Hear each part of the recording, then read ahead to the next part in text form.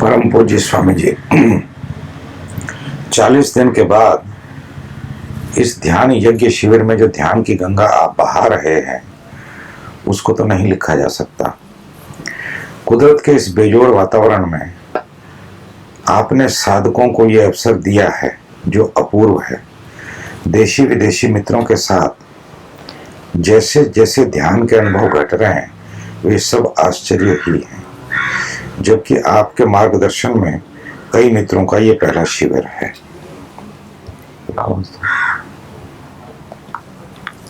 सूफी गीतों में वही को विलोपदा मानी बेहद हद विच आया, बेहद हद बन आया। जैसी पंक्तियां आती हैं तो ऐसा लगता है कि आपके रूप में उनको यथार्थ में जी रही हूं। मन बुद्धि की दीवार से गिर रही है, पर अब आगे सब अनजाना लग रहा है, अकेले बिल्कुल असहाय जैसे। अब आप जहां जैसे चलाएं, नहीं तो कुछ पता नहीं, कहीं कुछ अलग पर्सनल नजर नहीं आता। जो है सब आपसे आता है और आप में ही चला जाता है। शिविर में जो मॉडर्न थेरेपीज को जाना तो नया और पुराना मिल रहा है। आश्चर्य ही आश्चर्य, विस्तार ही विस्तार। स्वामी जी, वैसे तो हम हर समय पैसिविटी को साधते हैं, पर ऐसा अलौकिक अवसर फिर जल्दी आए ये इच्छा तो बनी रहती है। This is the fact. निरंतर जीवन में आपका मार्गदर्शन और सहारा मिलता ही रहे, यही प्रार्थना है। आपकी कृपा हम साधकों पर बरसती रहे सदा सदा। आपके चरणों में अनंत प्रणाम। शोभा हो जाए नहीं होगा।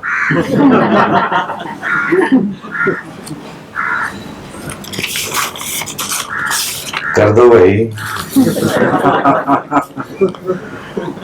गणेश जी चढ़ गए क्या? इसलिए बजाया था कि चढ़ जाए।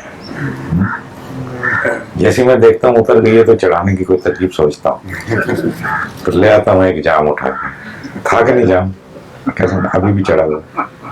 नहीं चढ़ा तो बजाऊं क्या?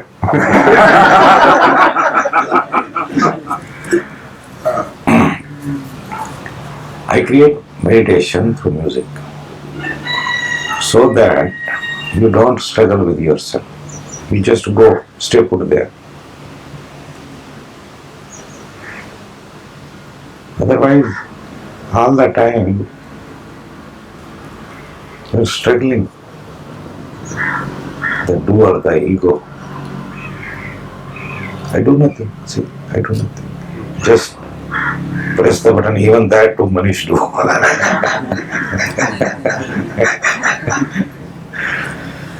And see the result. You don't understand, but see the result. Tremendous, tremendous result. Tremendous.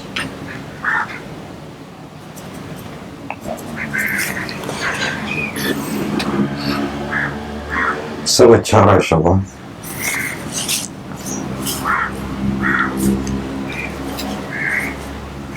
जब ये हुआ है तो जो जरूरी है आगे होता ही रहेगा।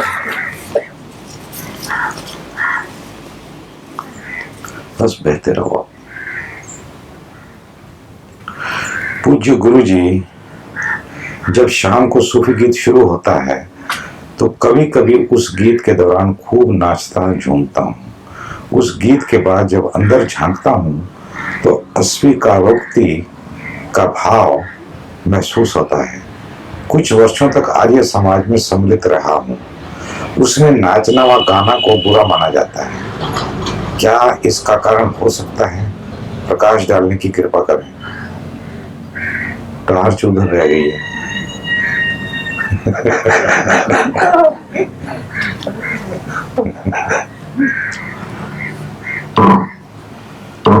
बिल्कुल है, घुस जाते हैं, समाज घुस जाता है, धर्म घुस जाता है, वहां पर घुस के जो है ना वो सब गड़बड़ करते रहते हैं। अब तुम यहाँ बैठे हो, आर्य समाज वहां पड़ा है, लेकिन अभी भी तुम्हारे भीतर बैठा हुआ है, और ना कुछ आर्य जैसा है उसमें, ना कुछ समाज जैसा। मैं भी आर्य समाज में था पहले।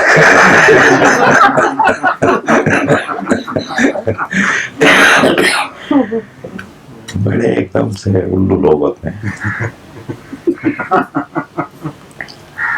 आर्य कुमार सभा का सेक्रेटरी था मैं बचपन में, शाखा भी चलाता था। ऐसे जड़ बुद्धि लोग हैं, और जड़ बुद्धि कर देते हैं दूसरे को।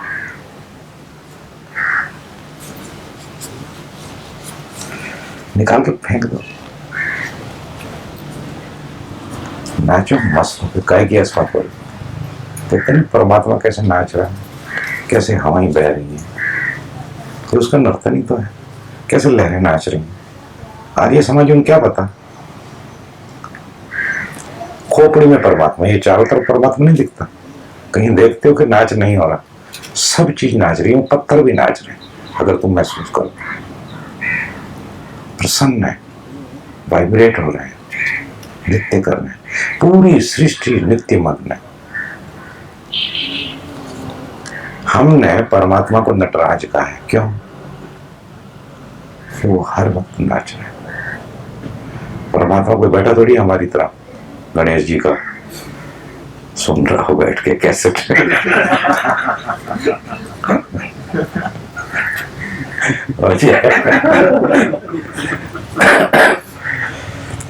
और ये अस्वीकारोक्ति उन्हीं के कारण है, इसका कारण बिल्कुल वही है।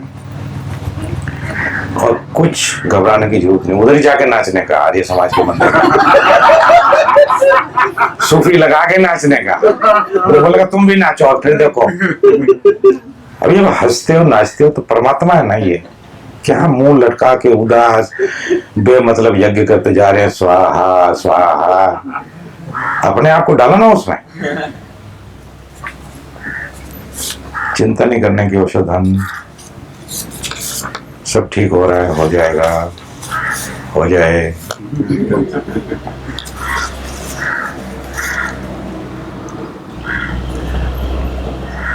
आदरणीय स्वामी जी प्रणाम। इस क्रम में आपकी प्रेजेंस ने, आपके आशीर्वाद ने व आपके द्वारा घटे बहुआयामी प्रयोगों ने और स्वामी ज्ञानदेव जी के द्वारा दी बाक, बाग नहीं है बाबा, बाक BACH, ऐसे नाम खराब मत करिए।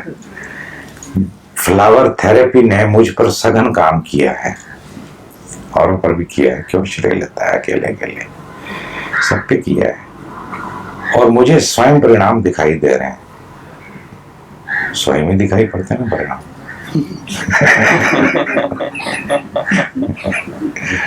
वैसे मुझे भी दिखाई पड़ते रहे। स्वयं की मूर्ताओं, मड़ताओं लिखा होता है ना, वैसे वैसे ही पढ़ूं जैसा लिखा है। अच्छा वैसे ही पढ़ता हूं। मरताओं व मूर्छाओं को देखकर मेरी हालत खराब हो गई है। आज मुझे स्वयं को अपनी बेहोशियों का पता चल रहा है। भीतर कुछ टूट रहा है, कुछ मर भी रहा है। आपकी प्रेजेंस में ध्यान घट रहा है और पता चल रहा है भय ने कैसे मेरे भीतर ग्रंथियां बना डाली हैं। बिल्कुल बहुत अच्छा रिवोल्यूशन, और इसमें बाग फ्लावर का भी हाथ है, बाकी सब चीजों के साथ साथ। सिर्फ उसी का नहीं है, लेकिन उसका भी काफी हाथ है। और ये दिखना बहुत जरूरी है। जब तक दिखे नहीं तब तक कुछ नहीं कर सकते, और दिख जाए तो तुम उसके साथ रह ही नहीं सकते। इसको मैं ऐसे कहता हूं कि जब तुम घर आए वापस, बंद था, ठीक है। दरवाजा खोला, अंधेरा है, फिर लाइट जलाई तो पता लगा कि खिड़की खुली रह गई थी और खिड़की से कोई जानवर घुस गए थे, पक्षी घुस गए थे और सब अस्त व्यस्त कर दिया, टट्टी कर दिया, पेशाब कर दिया, गंदा कर दिया सारा। तो क्या करोगे? अब जब तक बिजली नहीं जलाते तो कुछ दिखाई पड़ने वाला नहीं, तो कहीं भी पैर पड़ जाएगा, कहीं भी हाथ पड़ जाएगा, कहीं भी जाके टकरा जाओगे, नाक टूट जाएगी, कुछ भी हो जाएगा। लेकिन जैसे ही प्रकाश करते हो जो है वो दिखाई पड़ने लगता है। ध्यान का यही अर्थ है।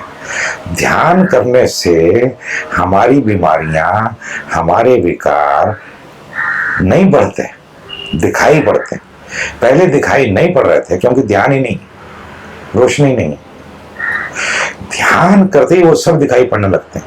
वो इतना कचरा है भीतर कि पूछो कुछ मत। और फिर देखते हैं तो सहा नहीं जाता, बड़ी घबराहट होती है, दुर्गंध आती है, गला घुटने लगता है।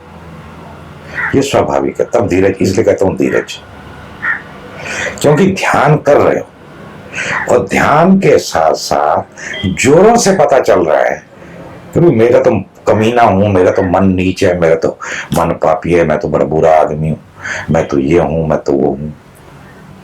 ये क्यों पता लग रहा है? पहले लगता था पता क्या, 15 साल पहले पता लगता था, 10 साल पहले पता लगता था, अब लगता है और लगेगा। जितनी ध्यान बढ़ेगा, ये सबकी एक ही समस्या, जिसके भीतर जो दबा है, अभी स्त्री है, महिला है, उनकी भावनाओं के साथ बड़े खिलवाड़ हुआ। ये हजारों साल से चला रहा है, कोई आज का नया भी नहीं है। तो ये स्वाभाविक है कि जब आप ध्यान में उतरो तो इससे आमना सामना हो। अब जैसे इससे आमना सामना होता है तो बड़ी खलबली मच जाती है, छटपटाहट होती है कि ये खत्म हो जाए तो ले आए, फलाना पत्थर ले आओ, फलानी चीज ले आओ, यहाँ लगा लो, इससे ये हो जाएगा, उस कुछ नहीं होता। उससे धीरज रखने की जरूरत है। ये पत्थरों से हो जाता तो ये मूर्ख थे इतने ऋषि मुनि जो ध्यान की बात करते, उनको पत्थरों का पता नहीं था।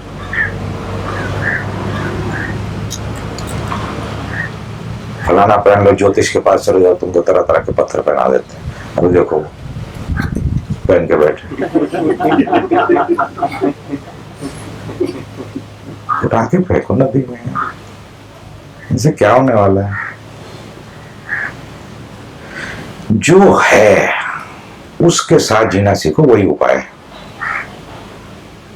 वो कठिन तो जरूर है भाई, इसमें कोई शक नहीं, वो सहा नहीं जाता। तो तुम ये नए नए उपाय करते हो, इससे लंबा होता है और तुम इन पर निर्भर होने लगते हो। सबसे बड़ी बीमारी ये है कि तुम इन पर निर्भर होने लगते हो। तुम इन्हीं को जो है ना अपना देवी देवता मान लेते हो, समझते हो कि इनसे ही हो जाएगा। It's very very little, very very little. It is a help, I don't deny it totally, but it is a very very little, and that too if it is really masterly done, when you have real knowledge of it, तब कुछ हो सकता है। लेकिन हमको लगता है कि इससे ही सब हो जाएगा, नहीं होने वाला। और इससे वो चीजें फिर वहीं की वहीं पड़ी रहेंगी।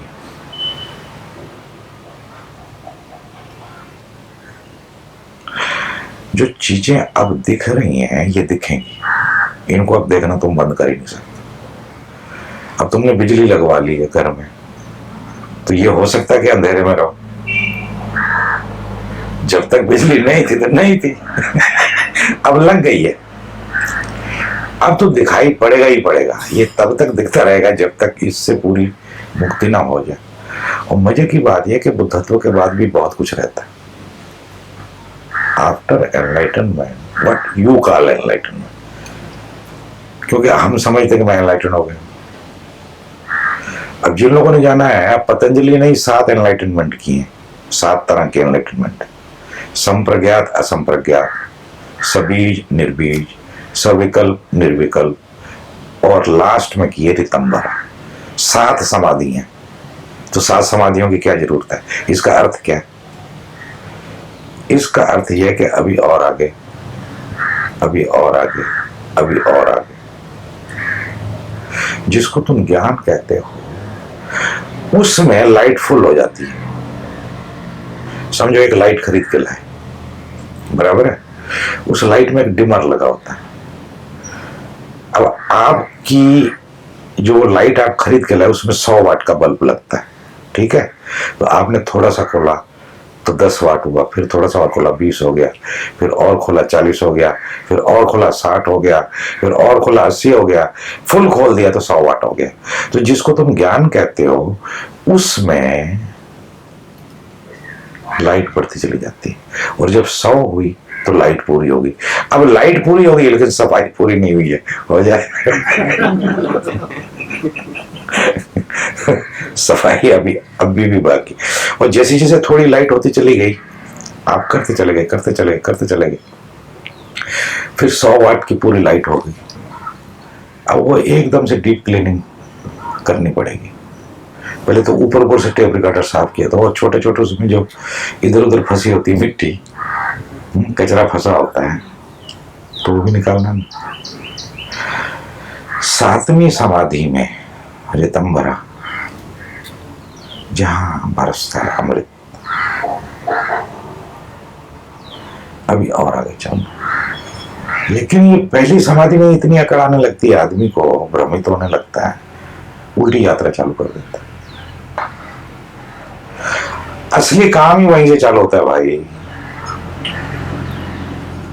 एनलाइटनमेंट के बाद असली काम दूसरों पर नहीं, अपने पर। इसलिए ज्यादा भी फूलने की जरूरत नहीं, अकड़ने की जरूरत नहीं कि आओ लोगों मेरे पांव छू। अगर पांव छूने वाले आ गए तो बचना बाबा, इससे रुक जाओ, सब गड़बड़ हो जाएगी। पांव छूने वालों का क्या जाता है, हमको तो कोई चाहिए, किसी के पांव मिल जाएंगे, मत देना आसानी से, बचना, डेंजर है। फिर भी अगर लगे कि प्रेम है, करुणा है, तो आगे खिसका देना। तुमने जरा भी लिया ना तो फिर भर जाएगा कचरे से सारा घर, और फिर ऐसा भरेगा कि साला दिखाई नहीं पड़ेगा। अत्यंत सावधान होने की जरूरत है यहां पर। अभी आगे बढ़ना। अभी पेड़ कट गया लेकिन जड़ें अभी हरी हैं, जड़ों को भी सुखा देना, बिल्कुल मिट्टी मिट्टी हो जाए,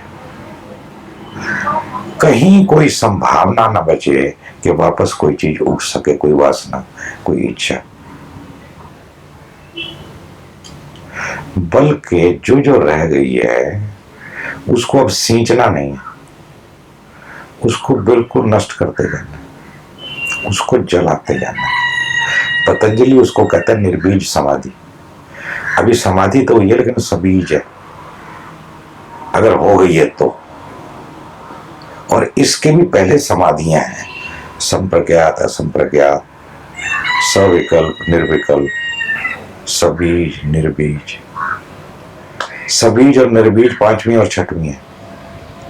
इसका मतलब क्या हुआ कि इसके पहले की समाधियां समाधियों जैसी हैं, समाधियां नहीं है, मेंटल है, असली नहीं है। अब कल ही यहां पर लेक्चर चला था, मैंने बहुत थोड़ा सा सुना। पतंजलि का लेक्चर था कल, पहले लेक्चर था। तो हमारे ऋषि मुनियों ने पहले से खोजा हुआ है कि समाधि कैसे कैसे घट सकती है। तो समाधि ड्रग से भी घटती है। इसलिए वेस्ट में जो ड्रग का इतना चलन हुआ तो ऐसे ही नहीं हो गया, कोई आकर्षण जो है वो तो महत्वपूर्ण है, लेकिन ऐसी समाधि का क्या जो 4 घंटे रही, 6 घंटे रही, 8 घंटे रही, 12 घंटे रही, और आदमी का गट्ठा बिठा दिया उसने। लेकिन है वो भी समाधि, वो भी एनलाइटनमेंट ही है। लेकिन सद्वस्तु हो जाए। सद्वस्तु यह है कि तुम इतने शून्य हो जाओ कि तुम्हें पता ही नहीं लगे कि तुम कहाँ हो भाई। जब कोई आके पाँव छुए, जोर से पाँव को पकड़े, तो पता लगे कि यार क्या हो रहा है, इधर नीचे क्या हो रहा है, कौन आ गया, समझे। No need, be simple. आपकी प्रेजेंस में ध्यान घट रहा है और पता चल रहा है भय ने कैसे मेरे भीतर, तू बहुत भयभीत था और सच में तेरे भीतर भयंकर ग्रंथि थी कि हैं, अब ये तू जान। लेकिन तूने देख लिया ये 40 दिन के शिविर की देन है और तेरा समय अच्छा है। किसी जोशी के पास जाएगा तो कहेगा तेरा समय अच्छा है। समय तेरा अच्छा है, इसलिए जोर लगा ध्यान में। अब समय है ध्यान करने का, अब तेरे को थोड़ी समझ भी है।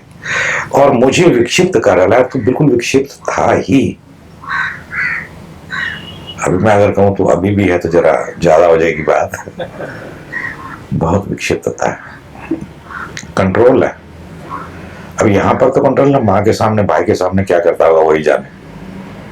क्योंकि मेरे सामने या यहाँ पर हम जब सब लोगों के बीच में होते हैं, अपना असली चेहरा थोड़ी दिखाते हैं। असली चेहरा तो हमें घर में ही पता हो कि हमारा असली चेहरा क्या है। जिस दिन दोनों चेहरे एक हो जाए, कुछ बाहर दिखाना ना पड़े, कुछ छिपाना ना पड़े, तब तुम निर्मल हो रहे हो। आज खबर हो रही है कि मुझसे अब तक क्या क्या होता रहा। गुड। अनुकूल परिस्थितियां या सोया रहा और प्रतिकूल परिस्थितियां या एस्केप करता रहा। आज समझ में बात आ रही है, वेरी वेरी गुड, कि मुझसे ध्यान का ऊपरी उपयोग हा हा हा हा हुआ को लगा हा। वो जैसे गाना गाते हैं ना फिल्म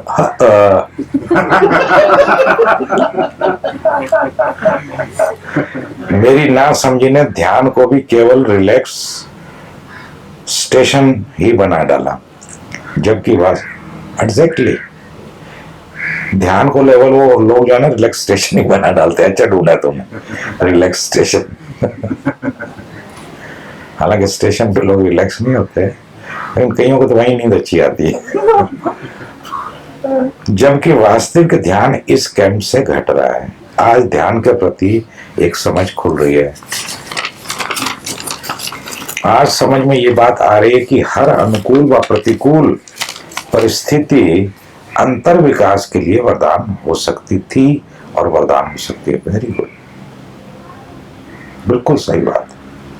हर परिस्थिति चाहे वो प्रतिकूल हो या अनुकूल हो, अंतर विकास रुकता नहीं, वरदान बन सकता है।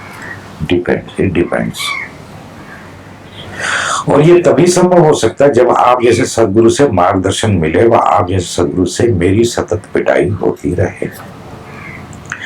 आज आपसे निवेदन भी है कि और प्रार्थना भी, यदि आपको समुचित जान पड़े तो कृपा मेरी पिटाई कर दें, हो जाए। जब तुम स्वयं अपनी पिटाई कर लेते हो तो मुझे करने की क्या जरूरत है। यही तो मैं चाहता हूं कि तुम स्वयं अपनी पिटाई कर लो।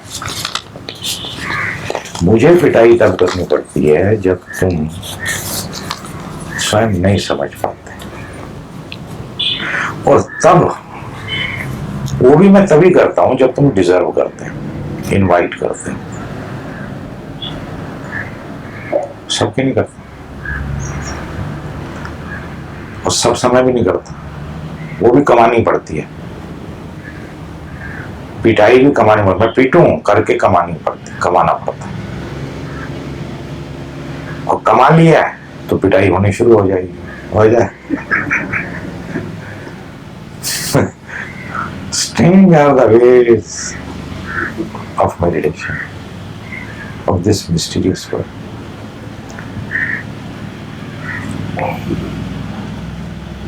प्यारे सदगुरु, आज वैसे मैं करने वाला था तेरी पिटाई, वेट कर रहा था,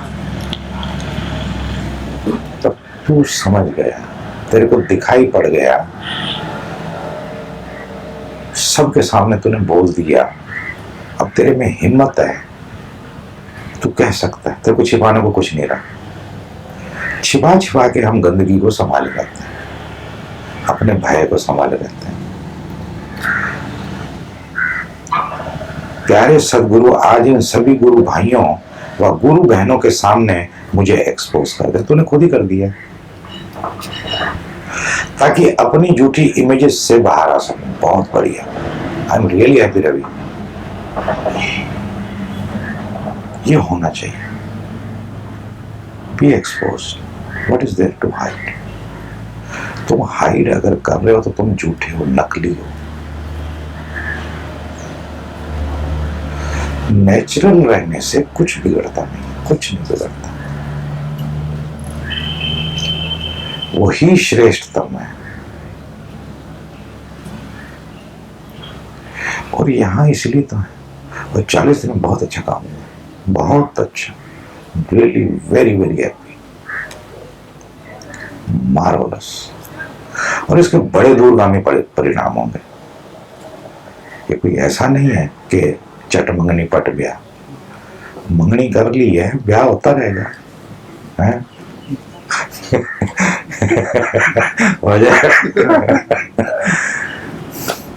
आज मैं अपनी इमेज से, अपने भय से, अपने क्रोध से बाहर आना चाहता हूँ। अपनी बीमारियों के प्रति सजग होकर सध्यान पार होना चाहता हूँ। कृपा कीजिए, वो मार्गदर्शन दीजिए। आप भागना नहीं, जागना चाहता हूँ। Very good, all the best. अब अपने चेते को गहराने देना चाहता हूँ। मुझे आपकी मदद चाहिए और आप द्वारा ही मदद ले सकूं, ऐसी कृपा भी कीजिए अनुग्रह के साथ। जय ओशो, धर्मनिश्चय। तेरे को पता नहीं है, मेरे को भोला बार बार फोन करता है। मैंने हफ्ते में 1 आध बार फोन करता था। कैंप से 4-6 महीने पहले से उसका हर हफ्ते फोन आता है। मैं हमेशा तेरे बारे में पूछता हूँ, पूछना उसको कि रवि का क्या हाल है, आएगा कि नहीं आएगा। इवन मैं ही नहीं, ज्ञानदेव भी तेरी चिंता करता रहा, और हम दोनों तेरी वेट कर रहे थे कि तू आए। लेकिन तेरे को सीधा नहीं कहा कि अगर सच में तेरा मंगल होना है, कल्याण होना है, तो तू टपकेगा, तू आएगा ही। लेकिन भीतर ये दोनों की, मेरी भी ज्ञानदेव की भी बड़ी इच्छा थी, गहरी इच्छा थी कि तू इस कैंप को मिस ना करे। और मैं बराबर पूछता रहता था कि उसकी क्या समस्या, क्या चल रहा है। तो बताता था कि पैसे नहीं है, ये नहीं है, वो नहीं है, ये है, वो है, या मेरे को बताता नहीं है, मिलता नहीं है।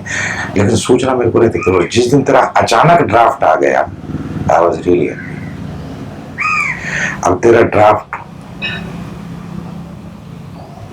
का देख परिणाम तूने लिखा है, और कृपा बेटे अब तेरे पे बरस रही है, इसको बरसने दे, पीता जा।